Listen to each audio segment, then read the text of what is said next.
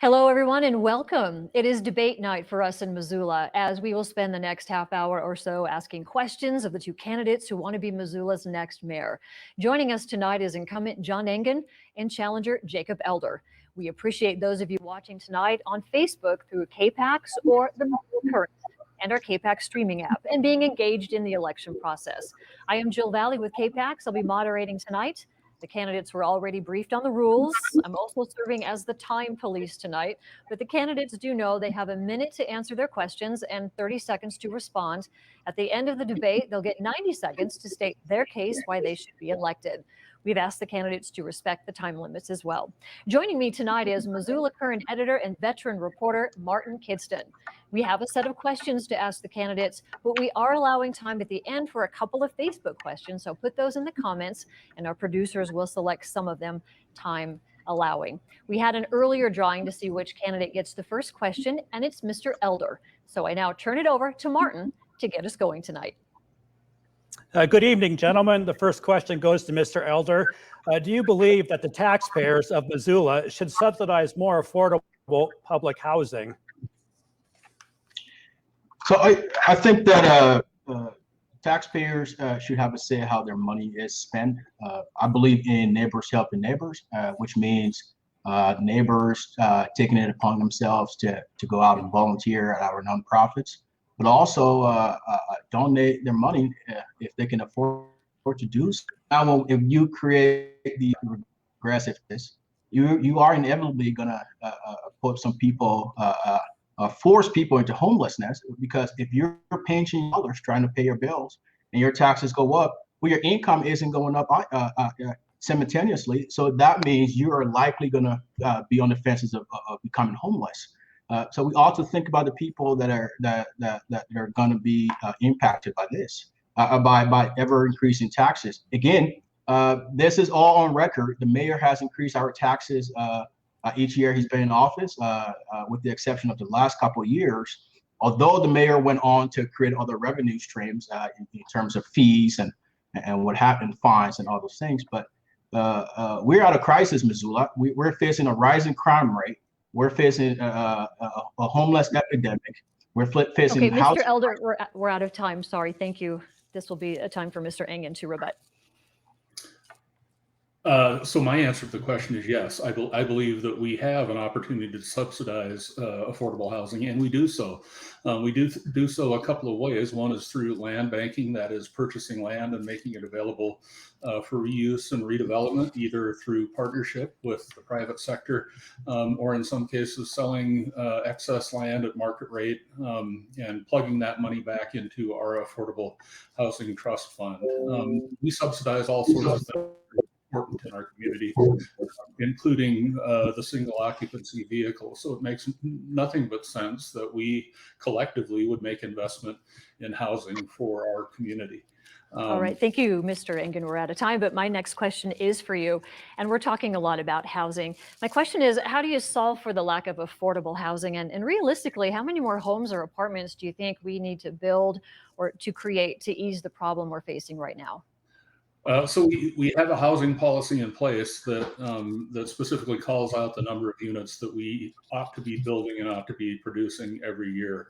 And we're behind. And we're behind for a couple of reasons. The Great Recession threw us off, and the pandemic did not help. And an increase across the board in housing prices and material costs have also exacerbated the problem. But again, through those investments that we're making, both in terms of cash and in terms of process and code reform, we're in a position to have more affordable houses on the ground in Missoula, Montana than any other community over the course of the next 2 years. All right. Thank you, Mr. Elder. Right. So simply put, housing prices are really a function of supply and demand. And with all the ever increasing restrictions that the city put on builders and developers. So talking about the things we must do to create more housing supply, it just really isn't enough. Again, the mayors have 16 years to get this done. We need new leadership and immediate action and measurable results. So I will work with planning staff, again, city council, planning consultants, and members of the public to rewrite Missoula's some of the Missoula zoning code. One that I could think about is Title 20. And so to support the constructions of more housing of all types at all price points while allowing for building while allowing for Okay. that review. We're out of time, Mr. Elder, but my next question is to you as well. And it's still, again, talking about housing. How would you approach solving for a very sparse rental market and the challenge of this increasing rent? Some rents are twice what my mortgage is. Plus, there's this cumbersome application process for those out there just trying to find a rental. And a lot of them can't come to work here because they can't find a place to live. Right. Again, those are all issues that people are facing daily. We're talking about. Again, we have to start acting, and old leadership, isn't going to make it happen. So I think TIF can and should play a bigger role in the equation of affordable housing than it historically has. So we can focus on this tool to benefit our entire community, rather than working as a corporate welfare for the wealthy few. So we will continue on my administration to be proactive and support and work with for-profits and nonprofits, affordable housing developers, invest CDBG funds, support local low-income housing tax credit projects, and offer meaningful density bonuses to permanently affordable housing projects. So if we don't take immediate action and demand measurable results, we risk losing the very fabric of our community, and that's Missoulians. So we need leadership. All right, thank you so much, Mr. Engen. Mr. Elder is describing most of the programs that I have in place at the city of Missoula today, programs that have been successful for a number of years. And again, programs that are producing more building permits in the first half of this calendar year than we produced the last two. And that is a function of subsidy. It is a function of working with those private partners and both for a nonprofit to get stuff built. Our approach is very practical. It takes time, but we're seeing the results on the ground. And had we just gotten started, we wouldn't be seeing the results that we're seeing today. Is that time, Joe? Yep, out of time. Thank you. Go ahead, Martin. Can I rebuttal? Jacob, sure. take a rebuttal. Mm-hmm. Okay. All right. Thank you. So the mayor is saying all these things. Again, I want to thank the mayor for his service to this community. I think you've done some things for our community that people will forever remember. But again, we have to focus on what has been done and what hasn't been done. We have 16 years to get this done. There are people out in the streets, sleeping out in the streets. And we're sitting here talking about we're now trying to put in policies or try to create plans that it's going to work. It's not going to work. It hasn't worked. And that's why we are where we are. My leadership as your next mayor would take us to a new phase of in our community's history. And that's where we start fresh. We focus on accountability. We focus on transparency. And when we tell you how we're going to spend your money, but we have to get people off the streets. And what the mayor is trying to sell you hasn't worked and is never going to work. It's never. Okay, we're out of time with you, but because we let you rebut, Mayor, your response. Actually, we are getting people off of the street. We're getting them off of the street in a number of ways, ranging from tipping up a non-congregate shelter so that folks suffering from COVID wouldn't be sleeping on the street, or in group settings where they were spreading the virus. We're getting folks off the street in front of the Pavarello Center and getting them in winter shelter so they don't freeze on our streets during Missoula's cold winter. We're tipping up a temporary safe campground so that folks aren't sleeping on the street. And we're building more than 200 units of affordable housing, including 60 units for very low income, chronically homeless individuals in our community. So we actually are doing things. All right, thank you so much. Martin, you have the next question. First to you, Mr. Engen. We all know that the housing challenge is a multifaceted challenge with not a single solution, but could the city streamline the process to make the construction of housing more affordable and more timely? Absolutely. So we're going through our second round of reform really as we speak. Had a conversation with my team today about consultant collection for Uniform Development Code, which is the state-of-the-art process for managing development in sophisticated communities. We recognize that our rules and regulations are challenging, unpredictable. They don't satisfy the needs of developers, folks who build houses. They don't satisfy the needs of neighbors, folks who have lived here for a long time, and they certainly don't satisfy the needs of the folks who need to implement these regulations. So over the course of the next year, we'll begin that reform process, which follows on the heels of an earlier reform process that brought us to Title 20, which was a much better document than Title 19. So my career here has been about reform. Reform done well, however, takes time. It takes community input. It takes community buy-in. And when we don't have those things, we end up with a product that is unusable and contentious throughout the community. All right, thank you. Mr. Elder? Mr. Elder. Right. So again, I spoke about working with city planning staff, city council, planning consultants, and member of the public, again, to rewrite Missoula's zoning code. The mayor said he's already doing that, but well, little too late, sir. We have people that need to get into a permanent home, and so you're right. We're gonna allow for streamlined staff review and easy, predictable compliance for members of the building industry. And so those are the things we're going to bring in here. But we have to look at what we have. We're land banking. We're buying all these properties that we don't need and spending money on wisely. Well, let's All right, thank you. We need to move on to the next question from Martin. Mr. Elder, you get the first question here. We all know that public funding has been used to subsidize public infrastructure, to build public infrastructure alongside private development. Some have called that corporate welfare, as you did earlier in debate. But would you direct tax increment to the development of affordable housing? And how would you do that without sacrificing the benefits that TIF could be used for to build to gain economic development? Right. So, well, firstly, we have to stop giving money to wealthy folks. And there's several examples of us using TIF dollars to accommodate wealthy folks. Now, we can use TIF dollars to, again, to fund schools, to fund a shelter, affordable housing in our community. So, again, I think TIF has been something that has worked in other places. And I think can work if you have a good leadership and better oversight. And so those are the things that we're going to bring to the table. We're going to bring in, again, transparency and good leadership to ensure that we are allocating money in the right places and keeping you informed.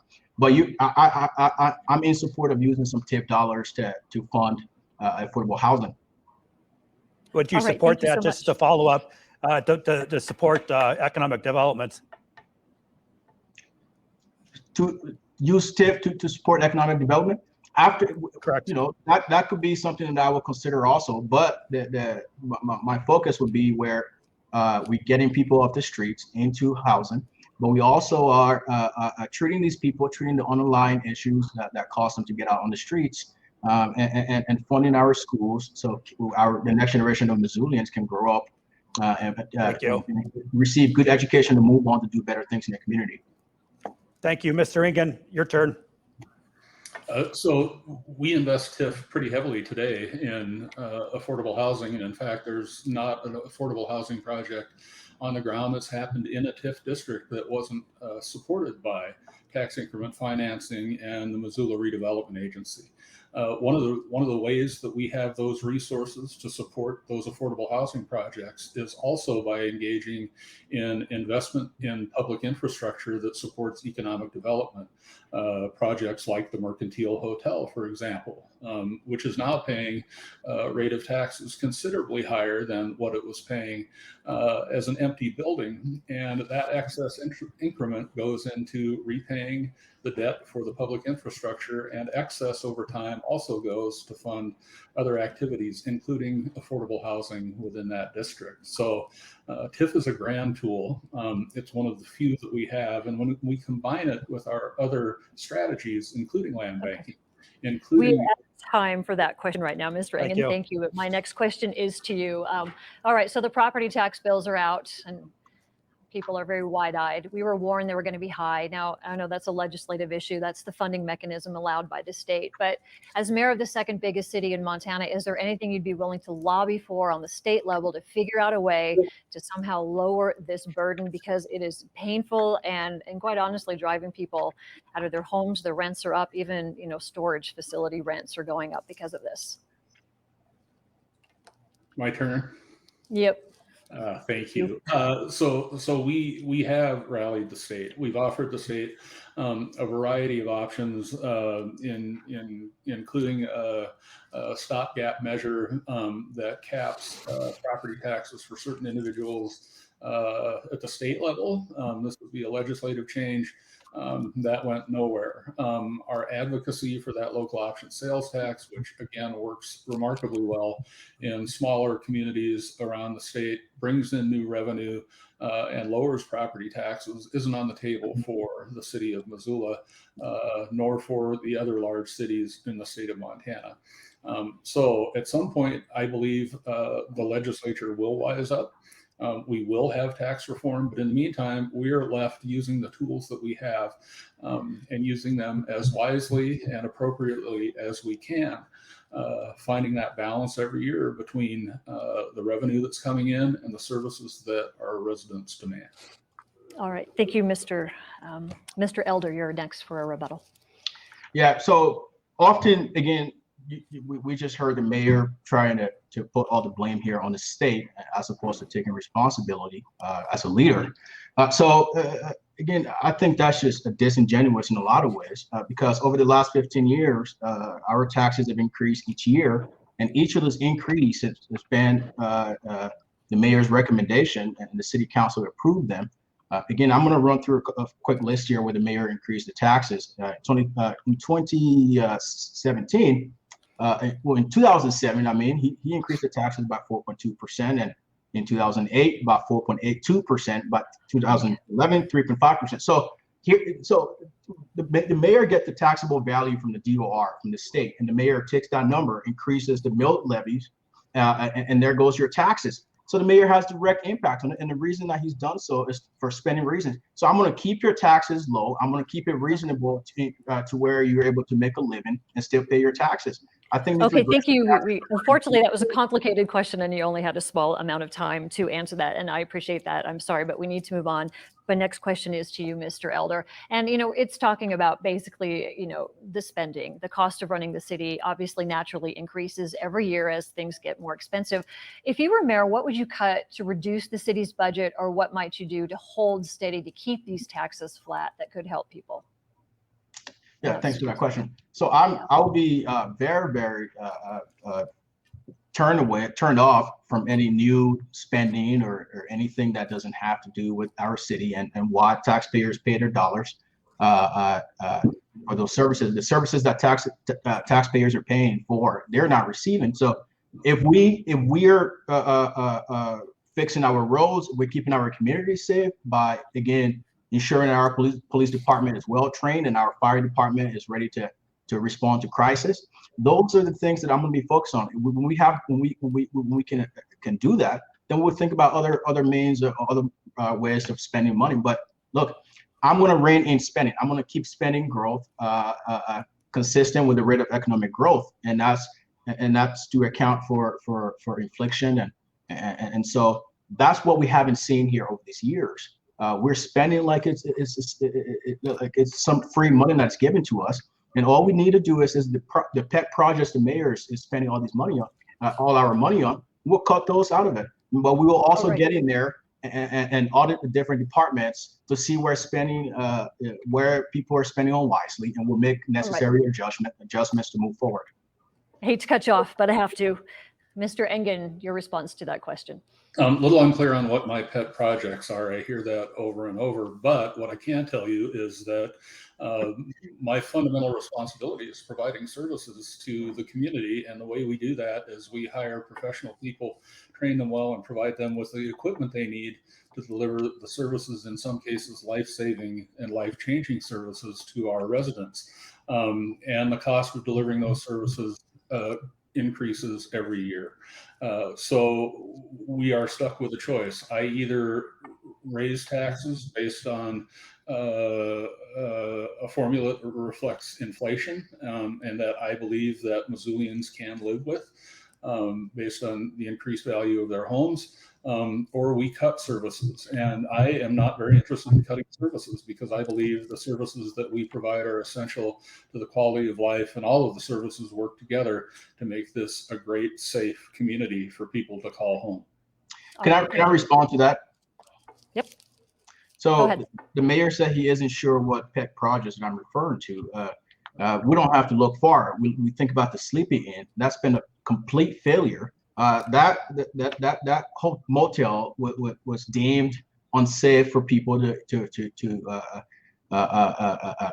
stay, and yet we went ahead and still spent on that thing, and we bought the hotel, and now we're trying to fix it up to get more people in there. The bridge down Reserve, that's another pet project. Buying a mountain, buying these rundown buildings in town to do what with, no one knows. Those are all pet projects. That's not what you spend. That's not what taxpayers is paying their money for. And there are laundry lists of things that mayor has spent on that he wouldn't have the courage to tell you that he spent your money on. And again, that's a breakdown in leadership, and that's why I'm running, to ensure that we have a new leader that will be transparent with you, that will spend your money wisely, and that would involve you in our business. Thank you, Mr. Elder. Mr. Engen, you can respond as well. Thank you. So that was largely a breakdown in fact. We purchased the Sleepy Inn for the sole purpose of providing non-congregate shelter. The Sleepy Inn was habitable when we purchased it. We made some improvements to accommodate folks who were suffering from COVID-19, who would otherwise have been out on the street. And over the course of having that facility open, we've kept people out of the hospital, and we've kept further folks from getting infected with the virus. And at the same time, we have once again banked a piece of property that pre-Delta, we believed we were going to be able to sell for market price or better than what we paid for it for redevelopment. That's still our intention at the end of the line here, but in the meantime, we've saved lives in the process.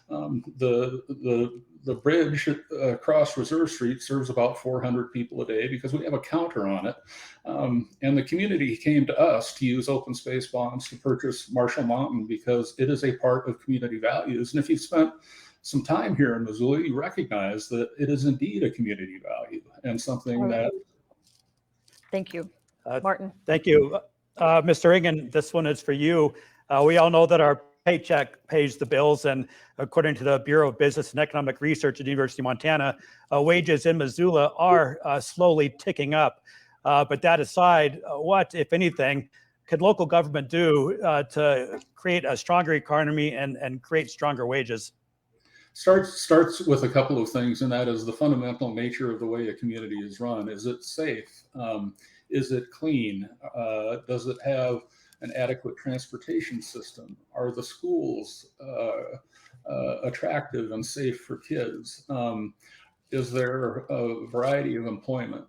So municipal government sort of set the stage and create an environment for business growth and opportunity.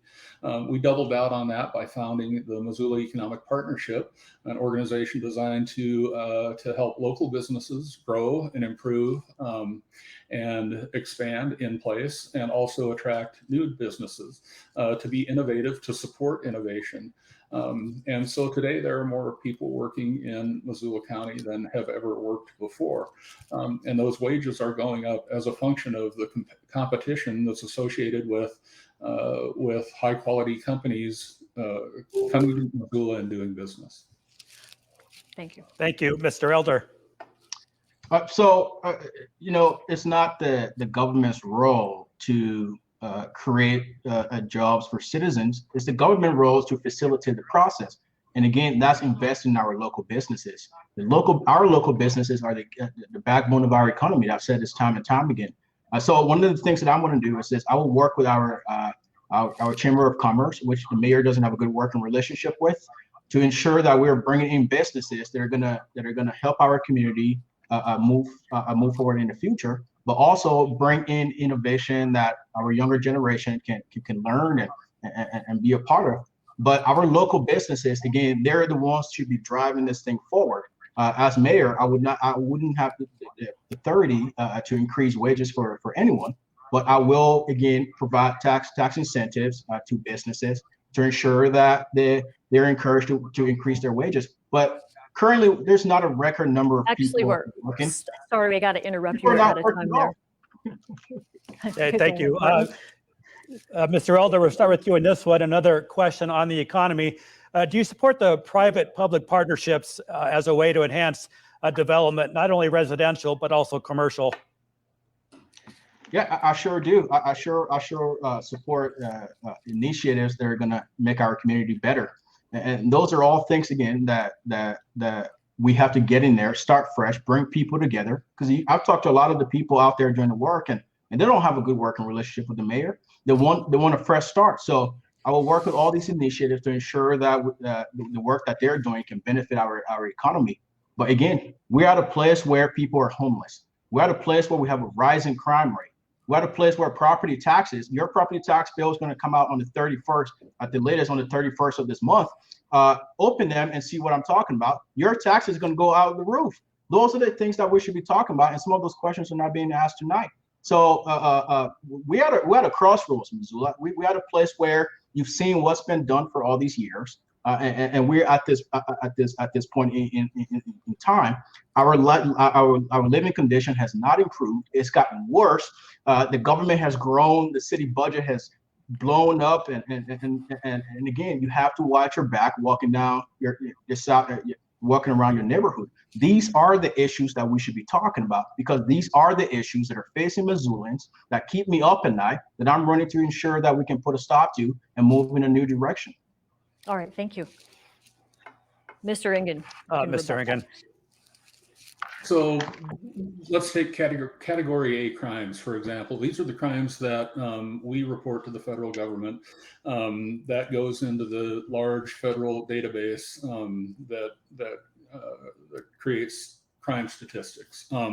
So for calendar year 2020, those Class A crimes had been reduced by about 300 year over year, and we are tracking to reduce them another 400, though we don't have full year data for 2021. So this notion that crime is somehow out of control and rampant does not seem to square with the facts, and that's a problem for me. We work directly with the police chief and the police department. We're engaged in our strategic plan right now to address what I think are the most important of those category A crimes. Those are aggravated assaults. Sorry, Gil. Yeah, no, you're doing good. I hate being the time cop. It's the worst. Okay. Can I respond to that? Okay. I would challenge the mayor to post those statistics for others to see. Look, again, we're saying all these things. I'm not making this up. You read the newspaper. Just last week, we had homicide. We had people are stabbing each other. People are shooting each other. These things are happening in our local town. This is not a story that I'm telling. The mayor isn't going to sit here and tell you that these things are happening, and he has no incentives to do so. So again, it's about what has been done and what can be done. And we're in a place where Missoula, we have to vote wisely. The mayor is going to tell you a lot of things on here that's going to sound sweet and perhaps charming, but that just isn't the case. We've done the work. We've seen what's happening in the city, and most people don't have the opportunity to learn about the doings of the city government, and we have. And I'm telling you that we're at a place where we need new leadership. We have a breakdown in leadership. Mr. Engen, you can respond to that as we continue this conversation. Sure. So again, if this is a question of leadership, let's think about last budget cycle when Mr. Elder and others were calling for defunding police. And I never said so, sir. Never said so. And the fact of the matter is I was never a defunder. I never said that. I have been supporting police for 16 years for all sorts of good reasons. One is I think we have a trusted police force in this community, and we have the opportunity to improve that police force and improve our response. The facts don't lie, the numbers don't lie. That does not mean we are free of crime. That does not mean we have solved crime, and it does not mean we're not obliged to get better, and we will. But I think the suggestion that people are fleeing this community because the crime rate is out of control is a little delusional. All right, thank you. No, Mr. I Engen, my support next our police officers. I never said defund the police. I will fund you. I would never take money away from your department. All right, thank you. My next question is to Mr. Engen. You know, how do you feel about how people sometimes feel city government, the city council, even you, make some decisions without a lot of public input? And we touched on the purchase of Sleepy Inn in an earlier question, but there's the perception that maybe money is being spent, large amounts, and decisions are being made without, you know, full public input. It's that matter of transparency. Well, we make decisions in broad daylight, and they happen most often on Monday evenings or on Wednesday afternoons. And we work really diligently to provide as much information about those projects as we can on our Engage Missoula page. That page is filled with information and facts, but most of what we hear on Monday evenings at public hearings is either anecdote or in some cases fear. I can tell you that after 16 years, I still listen to what people say at public hearings, and I have the ability to change my mind based on some of what I hear at those public hearings. But in some cases, I have more facts, or the city council has more facts, and we have an imperative to move forward to do things that are sometimes unpopular, but are necessary for the community good over the long haul. All right, thank you. Mr. Elder. Yeah, again, that couldn't be further from the truth. There are things, the mayor's right, there are things that the public has been a part of, but largely there are many things that the public has not been a part of. Again, one example is this. The argument isn't about owning mountain water. We own mountain water. That's wonderful. That's not the argument. But the mayor said he's been transparent with you. It's just not the case. When the mayor first came out, when he wanted to acquire mountain water, he said, we're gonna pay about $400,000 in attorney fees. When it was all said and done, we ended up paying over $10 million. The mayor never once came back to you and asked if you are willing or if you're okay with increasing the attorney fees. He just went ahead and did so without your consent. So there are things that the city is doing that you don't hear about, and then all of a sudden it's like, well, here it is. Agree with it. All right, Again, thank you. We need to move on. I appreciate those your are the answer. practices we're here to stop. Okay, my next question is for Mr. Elder. Do you support the acquisition of the federal building on Broadway to house city and county governments? So we're buying things left and right. Again, I think that acquiring the federal building is not the most pressing thing in our town. It's just not. Those are the things that we shouldn't be focusing on or asking questions about. We should be focusing on how we're going to get people off the streets and into homes. We should be focusing on how we're going to get people to treatment, to treat their underlying issues that are causing them to become homeless. We should be focusing on how we're going to keep taxes lower to ensure that working class Missoulians, single mother, retirees can pay their taxes and still be able to live here in comfort. Those are the things that we should be focusing on. We shouldn't have to worry about, again, walking down the sidewalk and getting stabbed or somebody shooting you or those things happen. Those are facts that are happening here. But we're asking questions about a federal building accusation. Those are not, that is not the most pressing thing in Missoula. That's not the thing that keep me up at night. Perhaps we should reassess our priorities in this town, because the things that we need to fix in this town are not being looked upon. The mayor is out doing something else while taxpayers are here suffering and need better leadership than what we have. Thank you. Oh, thank you. The next question to Mr. Engen on homelessness. Is solving the homeless problem, one, can it be done? Not a problem, but the challenge of homelessness, can it be done? And two, is it the responsibility of government to resolve the challenge? I'm an optimist. I'm not a cockeyed optimist, but I am an optimist nonetheless. And And I believe that if we work together, if we pull in the same direction, if we are thoughtful, if we experiment and we invest, we can certainly make a dent in homelessness. It is a complicated, complex, socioeconomic phenomenon, and if it were easy, it would be fixed by now.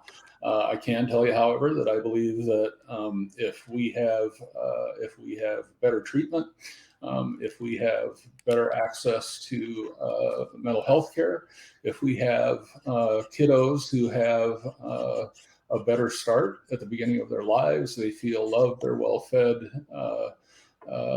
they're cared for, they get a better start in life, and some of what becomes a challenge later is all about how those kids were treated in the beginning. So this job isn't about mutual exclusivity. It turns out we need to think about pre-K for kids while thinking about space for the government and the federal building and folks who are sleeping on the street, and traffic problems on Reserve Street, and parks and more. And we have to think about those things all the time together, holistically and as comprehensively as we can. Thank you. Thank you, Mr. Elder. Right. So we have to think about the role of a government. Again, when you pay your taxes, you're paying for a limited range of services. You're paying for infrastructures, roads, community safety, and things of that nature. But we have a homelessness problem. So how do we deal with it? Well, first, we have to be honest about what's going on in this community. We have to be honest that people are coming here from other places that are using up our resources, and we don't have enough to help the people from our community. People from our community, down on their luck, need help. So what we're going to do is instead of this housing first approach the mayor has, we're going to take care of the underlying issue. The underlying issue of mental behavioral health issues and substance abuse issues. We want to fix those things and say, okay, well, after doing that, we get you employed and then get you into affordable homes. But the mayor talked about the kiddos. The mayor doesn't have much connection to this community any longer. I believe the mayor doesn't have. So I have a son that's going to be born here in December. He's going to grow up here as the next generation Missoulian, and I'm fighting for his future, and I'm fighting for your kid's future. The mayor, on the other hand, cannot relate. Not even close. Thank you, Mr. Thank Elder. you. Actually, Jill? Mr. Engen, we skipped you when we were trying in the rebut when we talked about the federal building. Could you give us 30 seconds on your thoughts on whether or not that should be an acquisition for the city? Sure, Jill. So a beautiful, well-built, huge downtown building that's built for government office space that we can acquire at no cost and rehabilitate at a fairly minimal cost will save taxpayers countless millions of dollars while simultaneously serving them better, making it easier to do business with local government in one place, and open up existing municipal facilities for resale, for market rate projects, for affordable housing projects. So that project is a no-brainer for me, and will work very well for our community. All right, thank you, Martin. You can continue. Next question. First to Mr. Elder. We know that climate change is a universal fact at this point in time, and science tells us that time is of the essence. The city has multiple plans in place to address the issue, but how do we move those plans to solid action to address the climate crisis here in Missoula? Yeah, wonderful question, actually. So again, I'm a huge advocate for our community, our environment. I believe that our time here on Earth is limited, and long after we leave, there will be people here living on this Earth, inhabiting this Earth for years to come, my son included. So I support initiatives that are out to promote climate change, climate actions to better prevent our environment from becoming something that's harmful. So again, if an initiative, I will support initiatives that will come up to our office and show us their plan, a plan that has been heavily vetted, that has metrics that have been considered, that has considered unintended consequences, but also that shows who will be responsible and things of that nature. So if we have a plan as such, I'll be willing to support it. I will encourage climate change actions, initiatives to ensure that we live in a safe and beautiful Missoula. Thank you, Mr. Engen. So during the course of my tenure as mayor, we completed the first climate inventory.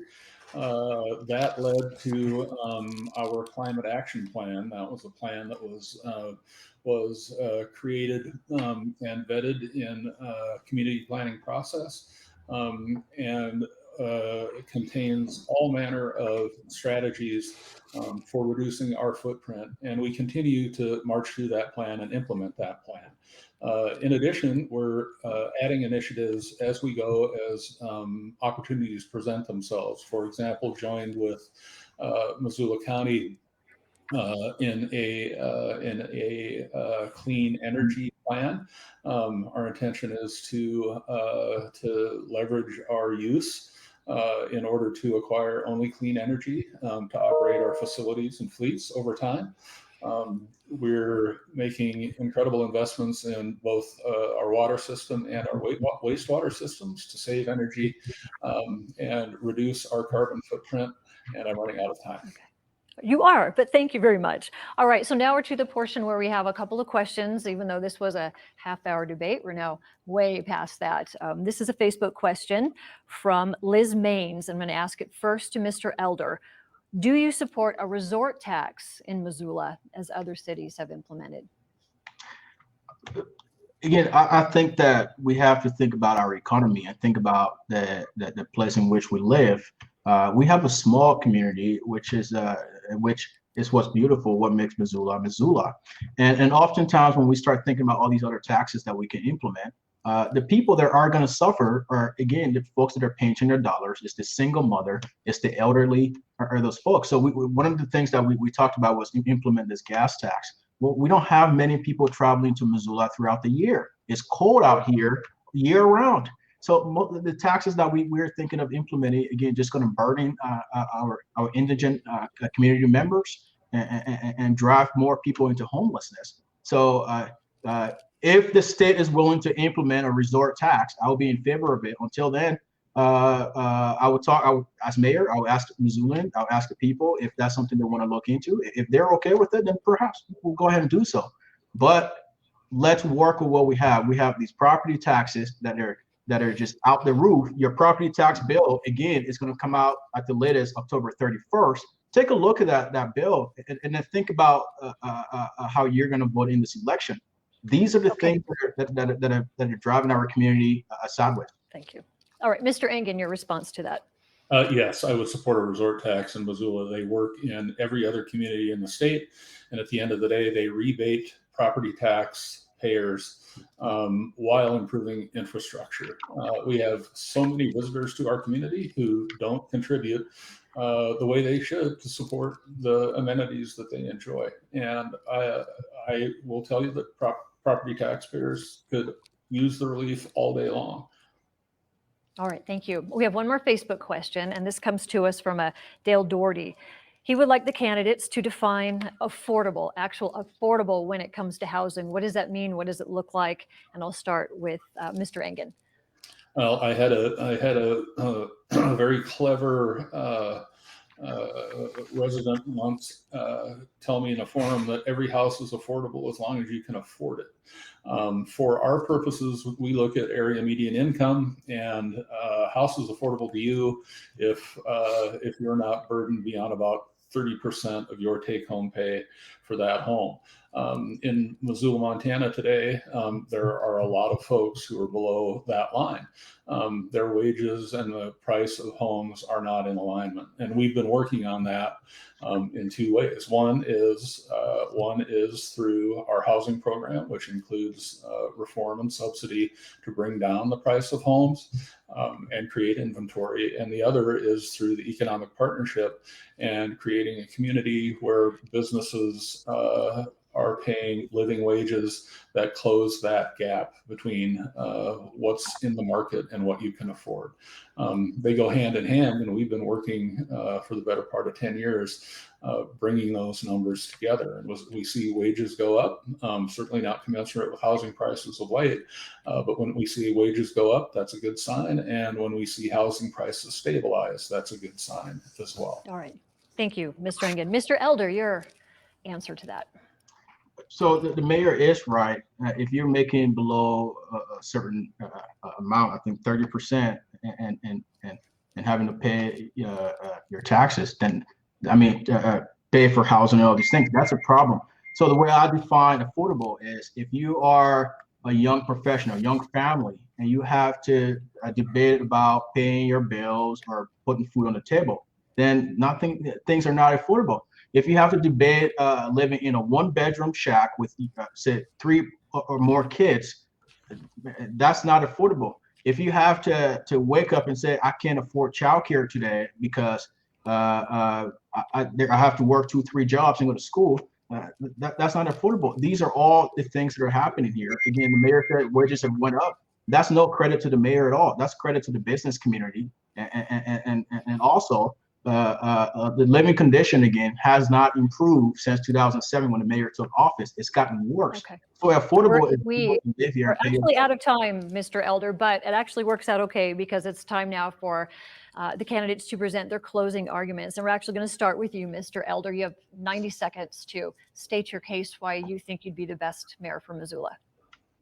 Yeah, Missoula, look, I may be an unorthodox candidate that you've ever seen in this race, but I can assure you that I'm running to serve your needs, irrespective of your race, gender, sex, political ideologies, and what have you. I will serve all Missoulians adequately, and I will be transparent with you. I will spend your money wisely. I will ensure that you are part of the decisions that are being made in our community, but I will unite our community. And that's something that we're not seeing right now. I will bring our community together to where people are speaking to each other once more. And we'll put an end to this rising crime rate in our community. We'll put an end to the ever increasing taxes. I will cut the mills to ensure that your taxes are reasonable. I will also send folks out in the community and have community outreach to where they can get your response and take that back to our office so we can implement it into our decisions. But again, when we started out, when the mayor got in office, we owed $49 million. Today we owe $217+ million. Again, things are going backwards, Missoula. I care about the people that are on the streets. It reminds me of my time in Africa. It hurts me to see people out in the streets. It's why I'm doing this. I'm doing this to serve you, Missoula, and it will be the greatest honor of my life to serve you and bring change to our community. But I'm saying, give us a chance. And if you don't like what you see, you can always have a receipt in the next 4 years and vote me out. But I'm here. I'm an agent of change, and I'm here to bring change to Missoula and ensure that you can live here, that you feel safe here, that you can be a part of local government, but also that you have opportunities to go after your dreams, whether it be the American dream or whatever you want to go after. We will create opportunities for you to prosper. I care about you, and I care about this community. So thank you, Missoula. Vote wisely. Right. Thank you, Mr. Elder. Mr. Engen, you now have 90 seconds to state your case. Thank you, and thanks for the opportunity this evening. So you have still not heard a single specific thing that my opponent would do in terms of policy or practice to change any of the things that he suggests need changing in our community. I acknowledge that we need change in our community and have been an agent of change for 16 years and would like to continue to be that agent. I'm the best candidate to lead the city of Missoula as we face and overcome the critical issues that residents are telling us mean the most to them: housing, homelessness, and maintaining a unique quality of life in our community. I've been working collaboratively with this community, the business community, residents, developers, to increase housing stock, particularly for working families and young people. I hired the city's first housing director. I've guided the creation of our housing policy and established the first municipal affordable housing trust fund. Those are all tangible things that are addressing community problems today. Because I helped initiate our plan to end homelessness, today's crisis has been tempered. It would be much worse but for our planning and but for our coordinated entry system that's helped hundreds of unhoused Missoulians find stable homes. Through our community investments, we're building 50 apartments to house chronically homeless people, as well as hundreds of units to support families who want to live, work, and play in our community. And because I build budgets based on community values, Missoula is a place with great parks, open spaces, clean air and water. We're served by well-trained first responders and professionals in all municipal fields. I have the experience, the energy, the humility, and the temperament to lead this place we love for another 4 years. All right. Thank you very much. In fact, Mr. Engen, Mr. Elder, we really appreciate you joining us here and your willingness to step up and help make a difference in this community. In fact, this time next week, we'll have a good idea of how this election will shape up. For those of you watching, remember to mail in those ballots or check with the elections office to make sure your ballot counts and you get it in on time. You can also watch this debate on demand on our KPAX streaming app if you'd like to watch it again. And for all of us here at KPAX, we really appreciate you watching. Good night, and don't forget to vote. Thank you all. Thank you, Missoula. Thank you.